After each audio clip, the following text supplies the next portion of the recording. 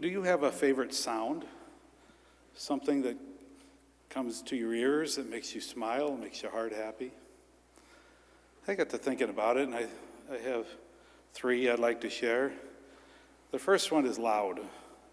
It's the sound of the sandhill cranes when by thousands of them come floating into the Platte River sandbars in March, and they're loud and cackly, and it's spectacular, not only in sight but in sound.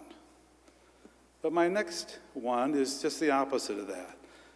I love the sound of the wind whispering through tall pine trees, especially after a fresh fallen snow where that's all you hear. But my favorite sound is the sound of children laughing. You know, that giggling laugh that they have that's uncontrollable, or that deep down belly laugh that they have sometimes and they can't stop. That's one of my favorite sounds.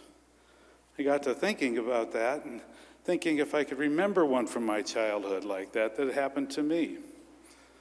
I'll share it with you. I was over across the street at my best friend's house, Johnny Burdick.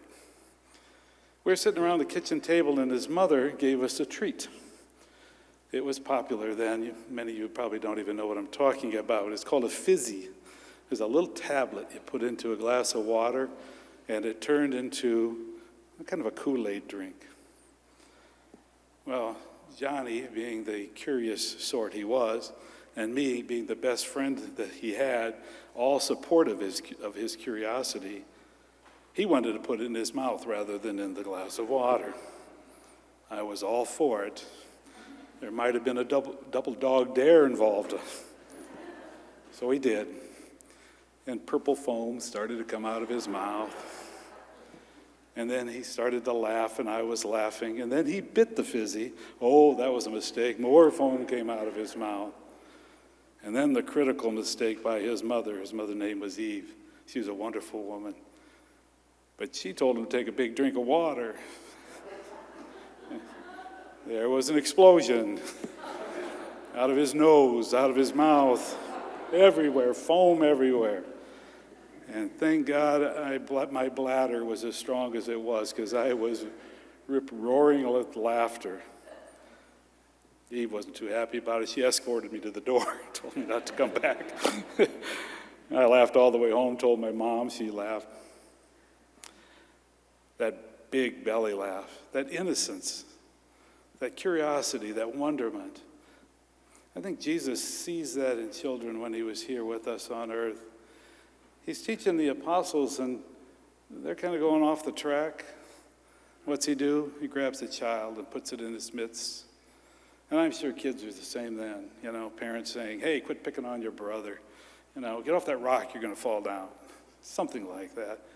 But he used that moment with those children to teach. He said, receive this child as I receive you. And my Father will receive me as I receive you. What does that mean? It sounds powerful, but there's no explanation for it. It just means what it means. I think it means this. You see, children depend on who's ever raising them, their parents or whoever. And when they are children being children, they have to trust their parents for food, for shelter, for clothing, for protection, to teach them. I think Jesus wants us to be like that. I think he wants us to be childlike, not childish, childlike. That we go to him with whenever we have. He'll give us what we need, not necessarily what we want.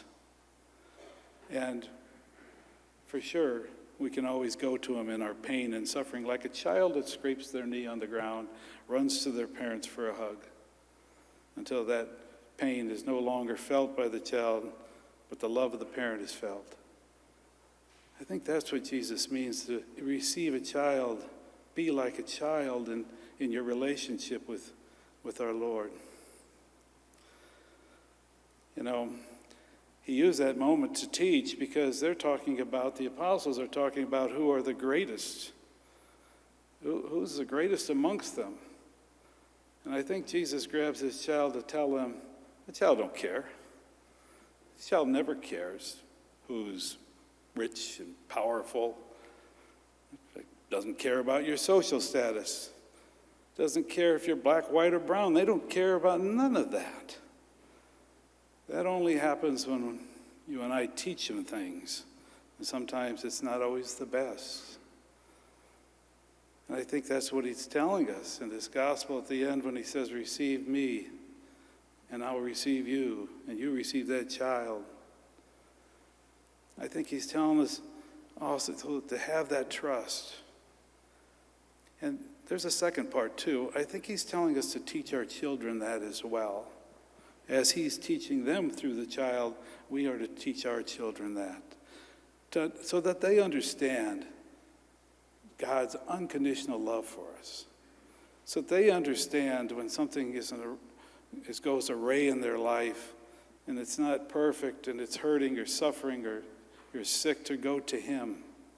To teach those children what he's teaching us. To be childlike in our hearts. And it's important that we do that. It's also important to protect the child. Of course, we protect our children physically.